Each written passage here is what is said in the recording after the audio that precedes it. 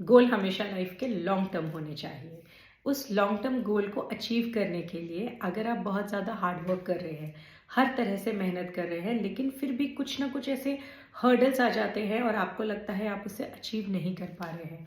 सो कुछ छोटी छोटी चीज़ें हैं जिसका आपको ध्यान रखना है। सबसे पहला, इसका रिस्पॉन्सिबल आपका मोबाइल नंबर हो सकता है।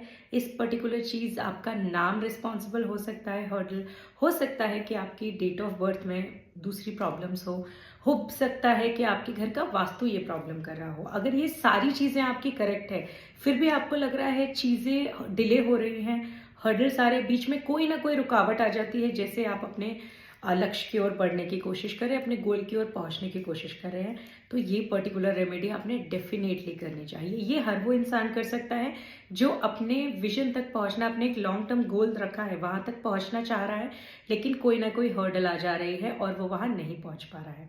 आपने 2 नटमेग लेने हैं। नटमेग जिसको हम हिंदी में जायफल बोलते हैं, 2 जायफल लेने हैं। आपने शनिवार को हनुमान मंदिर जाना है, हनुमान जी के चरणों में रखकर अपने सक्सेसफुल विजन के लिए प्रे करें, यानी आपका जो गोल है वो आप सक्सेसफुली अचीव कर पाए, इसके लिए आपको हनुमान जी से प्रे करनी है। अब उनके चरणों में जो आपने 2 जायफल रखे हैं नटमेग, उसको आपने उठाना है, घर पे लेकर आना है। घर पर आप किसी भी, या तो कास्ट आयरन का अगर आपके पास कोई वेसल है, या कोई भी ऐसा वेसल जिसमें आप अग्नि जलाएं तो वो खराब ना हो, ऐसा, या आप अलग से एक वेसल खरीद सकते हैं, एक छोटा सा कास्ट आयरन का वेसल ले सकते हैं।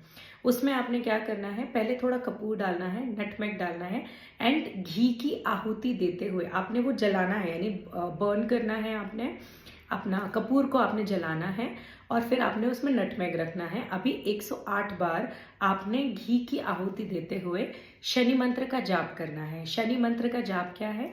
ओम शन शनिश्चराय नमः, ओम शन शनिश्चराय नमः। यह आपने 108 बार बोलते बोलते थोड़ा थोड़ा घी उसमें डालना है, जब तक पूरे नटमेग आपके जल जाएंगे, अच्छे से बर्न हो जाएंगे। उसकी जो एशेस बचेगी, वो एशेस को आप एक छोटी सी डब्बी में भर लीजिएगा। अभी एवरी डे, आपका डे स्टार्ट करने से पहले थोड़ा सा, यानी बहुत ही थोड़ा सा, अपने यहाँ पे टंग पे, यानी टंग की यहाँ टिप पर, यहाँ पर आपने थोड़ा सा टच करना है, एंड थोड़ा सा आपने यहाँ अपने थर्ड आई चक्रा से ऐसा तिलक लगाना है उस ऐश का। वो ड्राई होगा, उसको ड्राई ही लगाइएगा, उसमें कुछ मिक्स नहीं कीजिएगा। एंड ये आपने, ये पर्टिकुलर चीज़ की आपने हनुमान जी के मंदिर में जाना है, उनके चरणों में रखना है, नटमेग लेकर आना है।